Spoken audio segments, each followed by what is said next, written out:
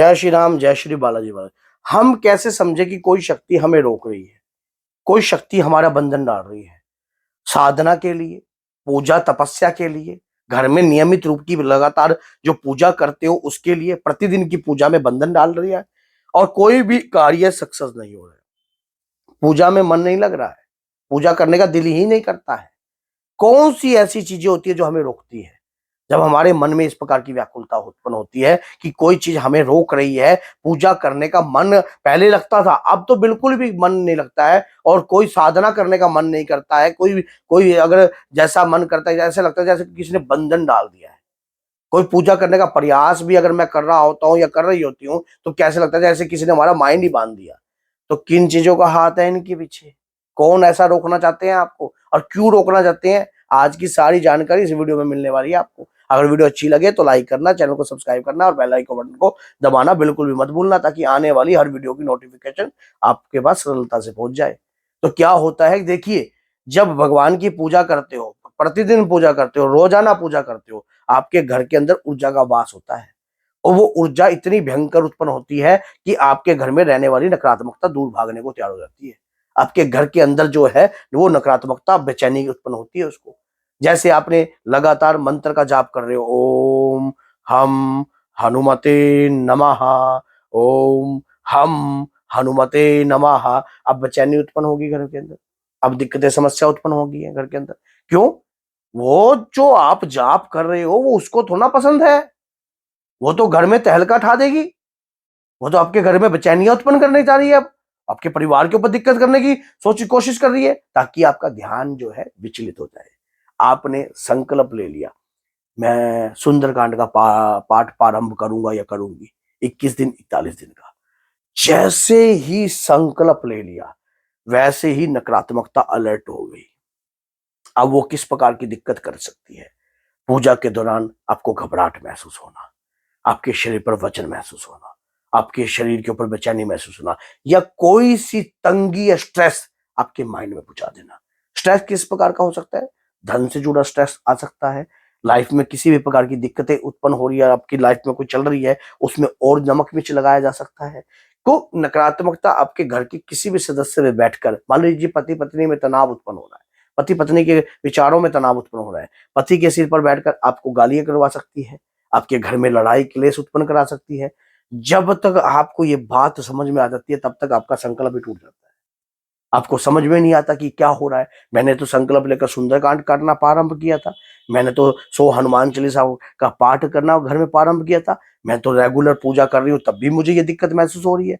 तो ये नकारात्मकता आपके घर में अभी से नहीं है, काफी लंबा समय से रहकर खा रही है, पी रही है, आपके ऊपर मजे भी कर रही है। और जैसे ही आपके घर में समस्याएं उत्पन्न करना चाहती हैं, तुरंत कर देती हैं, क्योंकि ये कोई एक नहीं होती है। आपके घर के अंदर आपके पितर भी प्रेत योनि में हो सकते हैं, आपके घर के अंदर कुछ ऐसे प्रेत हो सकते हैं जो आपको दिखाई नहीं देते, ऐसी कुपित वायु जो आपके शरीर के ऊपर, आपकी देह को पकड़ने का प्रयास करती है। पूजा करने से, नामंत्र जाप करने से, घर में ऊर्जा प्रारंभ करने से आपके घर के अंदर दिक्कतें, समस्याएं एकदम बड़ी तेजी से, बड़ी व्याकुलता से आपके घर ऊपर हैवी होने को आएंगी। फिर ऐसी स्थिति में क्या किया जाता है? ऐसी स्थिति में घबराहटें, शरीर में तंगी महसूस होने लग जाती है। ऐसे समय पर आपको कुछ एक कार्य मैं आपको बता देता हूँ। जब कभी भी आप साधना करना चाहते हो, संकल्प लेना चाहते हो, संकल्प से पहले हनुमान जी महाराज की एक अर्जी लगा दीजिए। अगर माँ की पूजा कर रहे हो तब भी आप हनुमान जी की अर्जी लगा सकते हो। अगर आप किसी भी देवता की पूजा कर रहे हो तब भी आप हनुमान जी की अर्जी लगा सकते हो। हनुमान जी की अर्जी किस प्रकार से लगानी है? 381 रुपए लेने हैं, 7 लौंग लेनी है, एक बजने वाला नारियल लेना है और उसके दौरान 2.25 मीटर कपड़ा लेना है। एक कपड़े में बांधकर अपने पूरी शरीर के ऊपर 7 दफे वार कर हनुमान जी महाराज के चरणों में अपने अर्पण करना है। इस प्रकार से अपने घर के अंदर आपने वार कर रख लिया। दादा वीर बजरंगी से प्रार्थना करनी है कि बाबा, मेरे शरीर में जो नकारात्मकता है वो तंग करने का प्रयास कर रही है, बहुत घबराहट पैदा कर रही है, बहुत दिक्कतें पैदा कर रही है। हे बाबा वीर बजरंगी, मुझे तो आपका ही सहारा है, ये तो मुझे तंग करने का प्रयास कर रही है, साथ में मेरे जीवन को खराब करने का प्रयास कर रही है।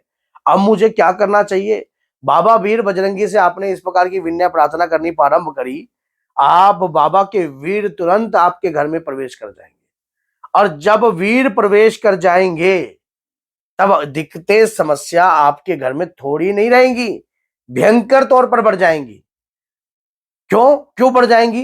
क्योंकि जब उत्पात मचता है घर के अंदर, उस दौरान से फिर एकदम उन चीजों को हैवी करने के लिए, ताकि उधर नकारात्मकता आएगी, इधर सकारात्मकता आएगी, आप पति पत्नी में तनाव बढ़ जाता है, घर के अंदर खिंचातानी हो सकती है। लेकिन ऐसी स्थिति के अंदर आपको घबराना नहीं है, घबराना नहीं है। कई लोग तो ये कहते हैं, मैंने तो बाबा की अर्जी लगाई थी, अरदास लगाई थी ताकि मैं पूजा साधना को नियमित रूप से कर सकूं, लेकिन ये तो बल्कि और भी ज्यादा दिक्कतें समस्याएं बढ़ गई, ये तो और भी ज्यादा मेरे जीवन के अंदर दिक्कतें समस्या बढ़ गई। ऐसी स्थिति में ठंड रखिए बाबा, क्योंकि शुरुआती समय पे किसी भी चीज को अगर उखाड़ते हो तो बेचैनियां उत्पन्न होने लग जाती है, घबराहट उत्पन्न होने लग जाती है, घर में तंगी उत्पन्न होने लगती है, लेकिन कुछ समय तक होती है, उसके बाद सब कुछ नॉर्मल हो जाता है। क्योंकि जहां राम का नाम है वहां बजरंगी का कार्य प्रारंभ हो जाता है। एक तो आप सुंदरकांड का पाठ कर रहे हो, सुंदरकांड पाठ करने से और कुछ बाबा की अर्जी लगाकर कार्य कर दिया, इस प्रकार से उसारा रुक्त अर्जी बना दी आपने, और इससे तो आपके घर के अंदर शक्तियों का आगमन हो गया। और जब शक्तियों का आगमन हो गया और जो दैत्य शक्ति आपके घर में रह रही थी, जो वो आपको बेचैनियां परेशानियां करने की कोशिश करेंगी, लेकिन जैसे ही वीर बजरंगी का आप ध्यान कर लोगे या उनकी अर्जी को अपने ऊपर से 7 दफे वार लोगे, तो वो चीज आपको पकड़ना बंद कर देगी। अब पॉजिटिव तो आप हो गए ना, सकारात्मकता तो आपके ऊपर आने लग गई। अब जिस भी व्यक्ति के अंदर क्रोध या अग्नि तत्व की मात्रा अधिक होगी, या कोई ऐसा व्यक्ति होगा जो घर के अंदर उत्पात मचाता है, ऐसे व्यक्ति के शरीर को नकारात्मकता पकड़ने का प्रयास तुरंत करेगी, और जब तुरंत करेगी तो आपके घर में उत्पात मचाने का प्रयास करेगी। लेकिन ये स्थिति कुछ क्षण तक होगी, हर समय नहीं होगी, कुछ क्षण तक, और उसके बाद उन चीजों को हार माननी पड़ेगी। सत्य कमजोर हो सकता है लेकिन पराजित नहीं। सत्य एक बार को कमजोर हो सकता है लेकिन पराजित नहीं हो सकता, क्योंकि सत्य हमेशा जीतता है। कोई गंदी शक्ति कितना भी आपको तोड़ने का प्रयास करे, कितना भी आपको गिरने का प्रयास करे, कितना भी आपको छोटा दिखाने का प्रयास करे, लेकिन अगर आपकी भगवान के प्रति भक्ति सच्ची है तो आप जीतोगे ही जीतोगे। आप हार नहीं मान सकते किसी भी प्रकार से, हार का तो स्वभाव ही नहीं उठता।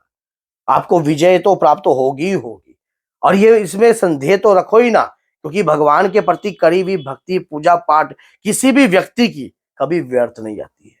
आपने नियमित रूप का संकल्प साधना लेना प्रारंभ किया है, भगवान भी अपने भक्त का समर्थ देखते हैं कि ये साधना तो करने जा रहा है या मेरी प्रतिदिन पूजा पाठ तो कर रहा है, लेकिन इसके अंदर मेरे प्रति विश्वास भयंकर वाला उत्पन्न हुआ है या नहीं, या मुझे पाने की चाह उत्पन्न हुई है या नहीं, या ऊपरले मन से राम राम राम हनुमान हनुमान सिया राम सिया राम सिया राम करता जा रहा है।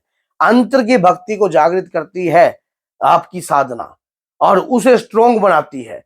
तो ऐसी स्थिति जब भी जिस व्यक्ति के साथ हो रही हो, घबराने की आवश्यकता नहीं है, थोड़ा बुद्धि और विवेक को समझकर अपने आप को बनाने की आवश्यकता है। तो अगर वीडियो अच्छी लगे तो लाइक करना, चैनल को सब्सक्राइब करना और बेल आइकन बटन को दबाना बिल्कुल भी मत भूलना, ताकि आने वाली और भी बेहतरीन से बेहतरीन वीडियो आप तक पहुंच सके। जय श्री राम, जय